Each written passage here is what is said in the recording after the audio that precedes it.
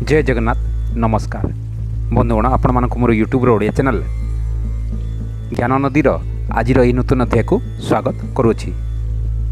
प्रथमे आसंता काली थिबार रामनवमीर आपण मानक हार्दिक अभिनंदन और शुभकामना जनाऊछि। ए वर्ष रामनवमी तिथि विशेष महत्व रखुछि।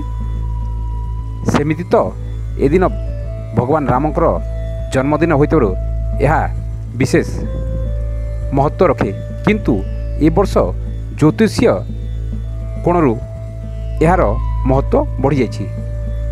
ज्योतिष मानक अनुसार ए वर्ष ग्रह नक्षत्र मानकर रामनवमी दिन एपरि संयोग रही जहाद्वारा विभिन्न प्रकार किणा बिका बा कार्य कले यह गुड लक बा लाभ दे थाए। आहुरी मध्य ए वर्ष नवरात्रि कम बेसी नई पूरा 9 दिन होइछि, जहा फल माता पार्वतींकर विशेष कृपा समस्त उपरे रहिबो।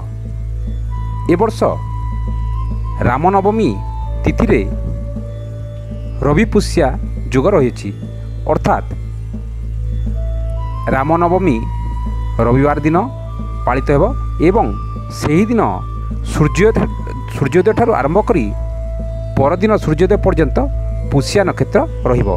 एहाकू रवि पुष्या जुग कहा जाए एवं एही मुहूर्त को भारतीय ज्योतिष शास्त्र बहुत भल कहा जाए। एही समय मध्य करिथिबा भल काम विशेष भल फल दिए एवं बहुत दिन पर्यंत यार लाभ मिलता है।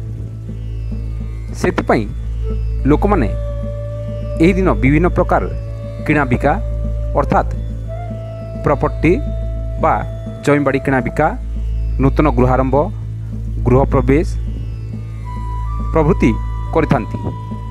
एपरिकी एही समय नूतन जानवाहन मध्य किणा जाए। तंत्र मंत्र सिद्धि पाई मध्य एही मुहूर्तटी बहुत महत्व रखे।